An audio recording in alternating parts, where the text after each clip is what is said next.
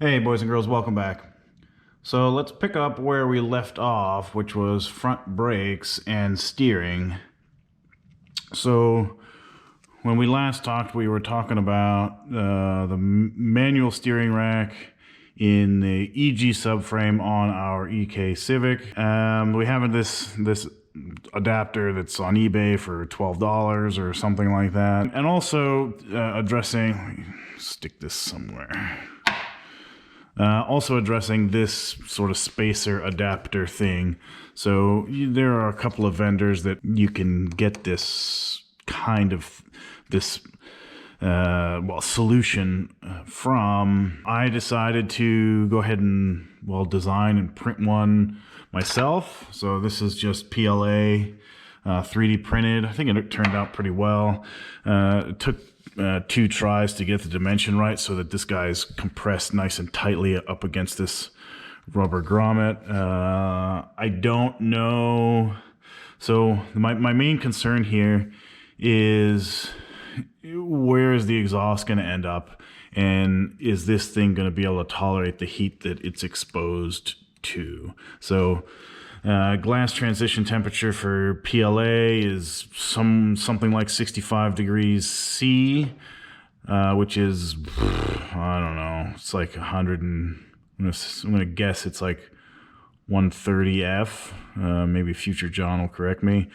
But in any case, so glass transition temperature doesn't necessarily mean that it's gonna melt, but it's gonna start to melt. Is this gonna be, I tried printing it in ABS and I just can't do it. Either my 3D printing equipment sucks, or I suck, or whatever. I wasn't able to get a good product out of it. So if it were, if I wasn't running a turbo, I'd probably be fairly confident that the exhaust is not gonna go anywhere near there, but I can't say that yet because I don't know. I don't know. I just wasn't game for paying $260 for a machined aluminum one, although they do look like they're pretty nice. And I would certainly be losing my fucking shit if it didn't fit properly, because this dimension is kind of sensitive to get it, because it's just hanging out freely there, basically, to get it pressed up against the firewall tightly so that you're not letting in vapors and things. For the 1 out of the 6 of you that are watching, that maybe you're watching this because you want to know about an EG subframe on an EK or how to specifically solve this, let me know if you need one of these and I can print one for you for a fairly modest fee. Moving on, what you'll also have noticed is I have these mounts mounted. So this is these 3 pieces. These are basically the Hassport knockoff eBay EK, I guess you'd call it the EKK2. Anyway, the K series mount design to be used with the EG subframe. Again, this is basically a copy of the Hassport mounts. And look, I would like to support an American in a local manufacturer, but fucking shit, man. This mount kit from Hassport is like $700. And this kit from eBay, which is quite nicely machined. If I have any complaints, it's how some of these joints were made. We'll see how well things fit up. I've just bolted them in place, so we'll see how the engine sits in there, and if they align properly. You can kind of already tell. I mean, there's a little bit to be desired in terms of precision, so we'll see there. But I mean, fuck, cut me a break, man. $700, I just can't versus $100 on eBay. If this thing works, I'm sorry. I'm just not doing it. I'm not fucking doing it. This looks like it's all buttoned up and tidy. If we checking in from the last video, our sway bar is all done. All our suspension is done. It's all sort of loosely together because I'm probably gonna have to take it apart and then put it back together again, then take it apart and put it back together again, then take it apart and put it back together again before I finally take it apart and put it back together again. But everything's sort of in place now.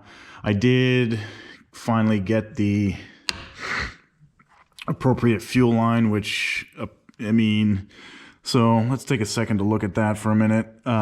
This is an EK, I don't know what year, and I don't know if they don't quite resemble the ones that came off of this car, but in any case, this is from an EK Civic, and the mounting point for this guy on the EK caliper is a little bit different, and I'm kind of not super crazy about. I'm not really happy about how tight that bend is, but it needs to be bent to clear the axle joint, and I did pop an axle in there just to see, and it does appear to have adequate clearance.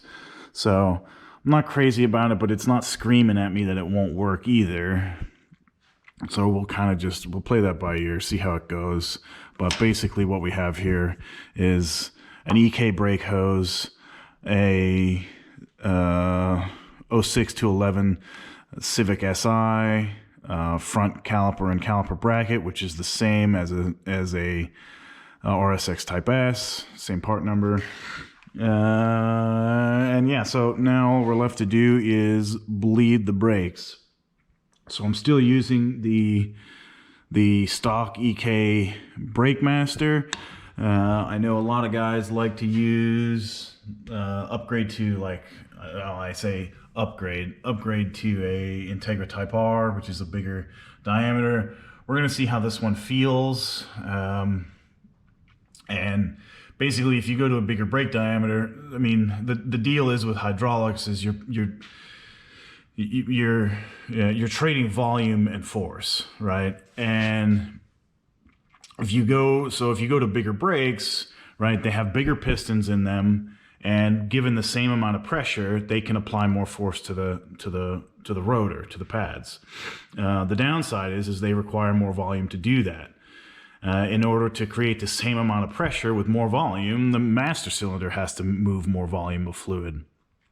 So without changing anything else to the booster or leverage on the brake pedal or whatever, if you just increase the diameter of the master cylinder, it's going to take more pressure to move the same amount of volume, or excuse me, it's going to take more pedal pressure to apply the same amount of pressure to the caliper. Did I say that right? In other words, you need to move more volume, and you're going to trade off volume for pedal pressure. In order to maintain the same pressure to the caliper with more volume to the caliper, you need more pressure on the pedal to do it. And so basically the result is if you move more volume, if you need more volume, and you keep the same smaller master cylinder that was designed for smaller slave cylinders, i.e. caliper cylinders, that'll basically result in more pedal travel, which may or may not be an issue, right? If the pedal, as a result, feels really mushy, we don't really like that. So would I rather have a mushy pedal that applies more force, or would I have a mushy pedal that requires more force, or would I rather have a firm pedal that requires more force or more pressure on the pedal? Don't know yet. We'll cross that bridge when we reach it. Back to the topic of bleeding brakes. So I've usually used a vacuum bleeder. I don't know. I've heard conjecture about issues in doing that and why people don't. I mean, back in the day, before I had a vacuum bleeder, which only cost like $15, I would just use two people, and somebody inside the car pumps the pedal. I don't see any reason why a vacuum bleeder wouldn't work. Again, I've done it before successfully. Maybe when I've done it, there's been air left in the system, and I just didn't know, or didn't address it, or didn't care, or it was a problem and I didn't realize it, or whatever. But we're going to use a vacuum system to bleed the brakes this time, and we're going to start in the furthest. Oh, that's a bit of damage. I didn't realize that. So we're going to start from the furthest corner from the master. From the brake master cylinder, and now's probably a good time to run through all of the all the doodads and bits and bobs on the rear suspension and brakes. So let's do that now. What we have here is, well, that's not very helpful. What we have is an Integra DC2, or actually, in truth, these spindles are from a, I don't know if you call it a DC1, but the A89 to 93 Integra spindles.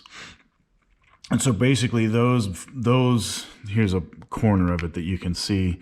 You can unbolt the spindle from the trailing arm, and so that big fat nut is one of the fasteners that holds it on there. And then you can see inside there those Torx nuts. I think there's 4 Torx nuts, and then that big fat one.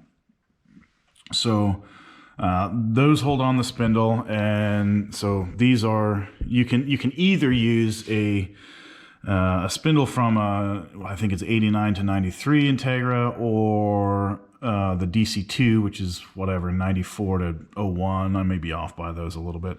And they're the same spindle. The trailing arms on those cars are different, because what a lot of people do is they'll just take the whole trailing arm from an Integra and bolt it up. These are the original trailing arms to this car. I just kind of cleaned them up with some soapy water, and they're actually in really beautiful condition. These are the Integra spindle, and then I have a Prelude. I can't remember the year range. I think they might all be the same, but it would have been the latest model of the Prelude, so it's like 95 to 98 or 96 to 01 or whatever. Prelude hub and bearing assembly, because again, this is a 5-lug hub. So Integra DC2 / DC1, if DC1 is anyway, 89 to 01 Integra spindle, late model Prelude hub and bearing assembly. This is like this nut is special because, anyway, just Google 5-lug hub conversion and you'll find the issue. So there was a DC2, the DC2 Integra Type R was a 5-lug, and it has different rear spindles. The rear spindles are basically a little bit longer than the USDM 4-lug spindles. And I think the reason isn't, it's not entirely clear to me why. I think it might be to accommodate ABS. In any case, they're a little bit shorter. So if you use the factory axle nut, it's hanging off the threads. So basically, this nut, somebody at some point found that if you use the nut from a Mazda 626 or 636, whatever, some Mazda, it's basically a shorter, but shorter nut. And you can't use the punch or the detent, but it's a shorter nut, so it gets, in my view, it gets adequate thread engagement. The one downside is because the spindle is shorter, you don't get full engagement on the bearing. That is is it the innermost? Either the inner or the outer, or the inboard or the outboard of the inner race on the bearing isn't supported, but like it's clamped down like crazy, and there's no real weight in the back of this car, so I'm not concerned. All right, rant complete. Rotors,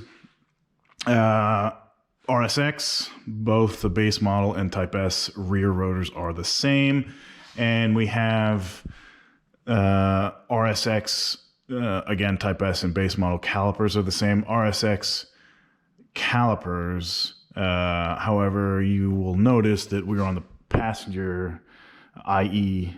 right side of the vehicle, and this caliper has an L on it. And it's either because I did it totally wrong, or it's because you have to swap them.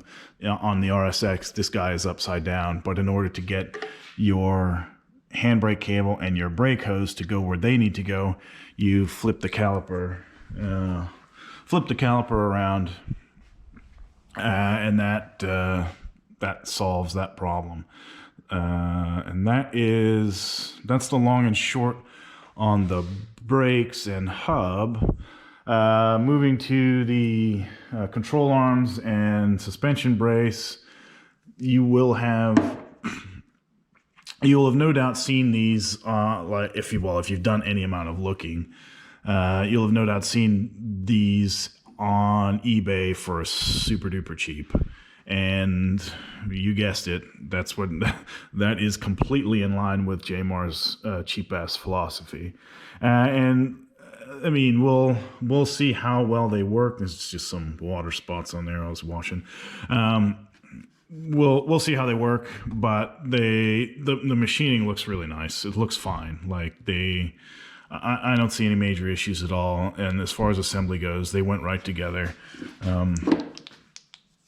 Really nothing remarkable here.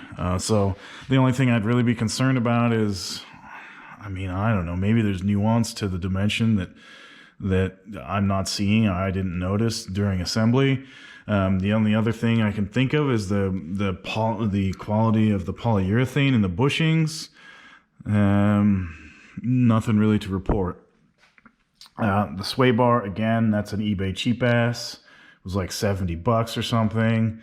And I think it came with those end links. These end links, I mean, I don't know. I mean, when you're buying cheap ass stuff, you know, you're taking risks, and things aren't necessarily apparent if there's issues with them at the outset, right? But they're just sway bar end links, and it's not like you're gonna have a critical failure if that part fucks up. Although it will be annoying. And people can tell me that they told me so for buying a cheap part. Moving forward, I mentioned the handbrake cable. These are EM1 Civic SI, so like whatever that was, 98 to 2001 or 2000. Anyway, the EM1 Civic SI handbrake cable. I was pretty convinced that the DC2 was going to fit, but it turns out that it doesn't, and it's just short once you get up to the handle inside the car.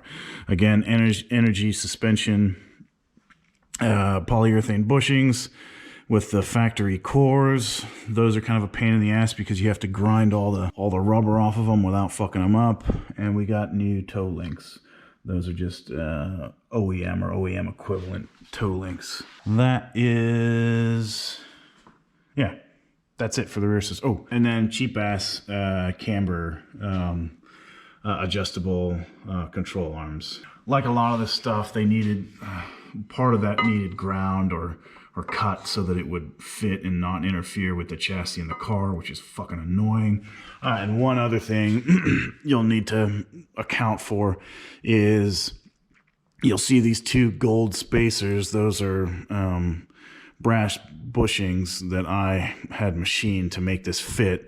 So you're basically these rear coilovers don't fit the EK. I don't know why. I don't know if they fit the EG or whatever, but you're gonna have to use spacers or, God forbid, fucking washers or something. Use a stack of fucking washers, which, I mean, I don't fault you for it if you do, but it's kind of an agricultural solution to a problem that, in fairness, shouldn't fucking exist in the first place. But whatever. That's rear suspension in a nutshell. Let's move on to bleeding the brakes. Okay, boys and girls, so here I have this hardware factory store 2-in-1 brake bleeder vacuum pump test tuner tool kit. Yeah, it's just the cheapest I don't know, bleeder I could find at that time. I don't know, I've had it for a few years, used it a couple of times. And also, as you can see, I'm wearing these gloves, which helps keep all the poop and cum off my hands. Also works with brake fluid. Basically, the way we set this guy up is, y'all let me know if I'm doing this wrong.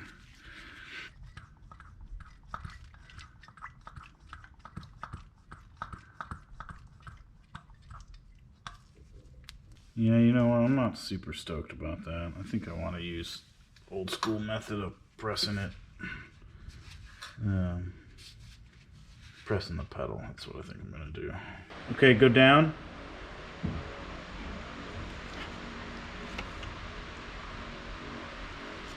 Up. And then down.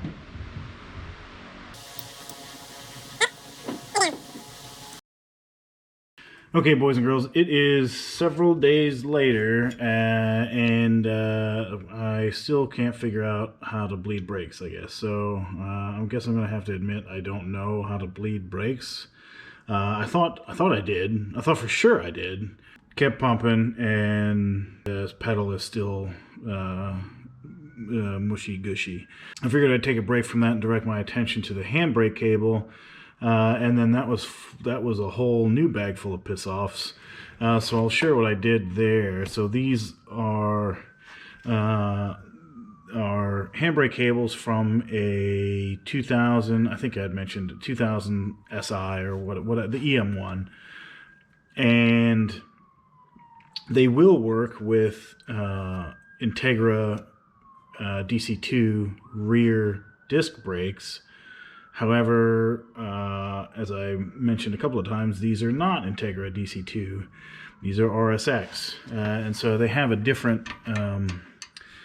They have a different. The RSX has a different design. It doesn't use a pin that would go through this hole that you can probably see. So this uses just a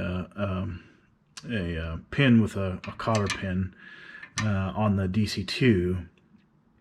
But that's not the only issue. I mean, so it would slip over and the pin could fit into this guy's, but basically they weren't long enough. The cables are the right, the sort of sheathing is the right dimension, but the cable wouldn't quite reach. So I loosened up the handbrake adjustment all inside of the car all the way. Couldn't make it happen. It wasn't long enough. So all I did, if you can see that, is I just took a piece of rod. It was probably a 1/4 inch diameter, and just cut it and welded it onto the end here so that it would slip over that. Did that on both sides, so that gave me an extra, I don't know, 3/8 inch or thereabouts, and that solved that problem, or at least it appears to have done. And then I just dipped this in my favorite POR 15 to seal it up, and that's that. So I'm going to keep at trying to bleed the brakes. As you can see, I had one of those vacuum bleeders that didn't work, and then I got to pumping, so maybe I was just doing it wrong. Either way, I'll let you know on the other side. Certainly I will eventually get the brakes bled. I just don't know exactly how much suffering I gotta go through before I get there. Okay, boys and girls, we got it figured out. The answer was, probably you were just screaming at me the whole time and I just couldn't hear you. The answer was right in front of us the whole time. And if you'll notice, when I was explaining, we had the left on the right and the right on the left, calipers I mean, and we just flipped them over. That should have been really apparent to me, to everybody. It should have been apparent to everybody that the bleeder is facing down and that air in that cylinder is going to stay in that fucking cylinder unless you flip the fucker upside down. So that's what I did. I unbolted the caliper and just kind of twisted it around and kind of held it up in this uncomfortable fucking position so that the bleeder was more or less the highest point, and bled that way. And I think I got all the air out. And yeah, I don't know why that didn't, I don't know, it just didn't, it wasn't, the math wasn't mathing, man. It didn't occur to me, because there's just, I mean, you have a cylindrical cavity right in this cylindrical cavity looking part on the caliper, and it's full of fucking air. And you know, I guess I kind of figured that it was a small enough, I don't know, I didn't figure, I didn't figure. So I mean, right, the brake line is doing all kind of upsies, downies kind of things, but the surface tension in the brake fluid is enough that, enough that the capillary effect will push air bubbles out. But when you get to a big cavity like inside this slave cylinder, it fucking doesn't. So anyway, yeah, woulda, shoulda, coulda, wasn't thinking. We got to figure it out now. But yeah, I guess if you're looking into doing this, because I've seen other guys do this where they I mean, that's where I got the idea. I'm not just a fucking genius. I looked up what other people were doing, and there's a number of different things, right? But this is one of them. Inverted swapped RSX rear calipers, but none of them ever said, maybe it was just so obvious, none of them ever said to just, you have to flip the caliper to bleed it. Unless I don't see that another method of bleeding would work, right? Whether you use pressurized fluid from here and bleed upward, or you pressurize the master, and I don't see any other way to do it. You have to flip it. So anyway, if you're gonna do this, the one out of the 5 of you that's watching this is even relevant to, if you do ever end up doing that, just be mindful of that. Don't be a knucklehead like me. All right, that's all I got. Thanks for watching.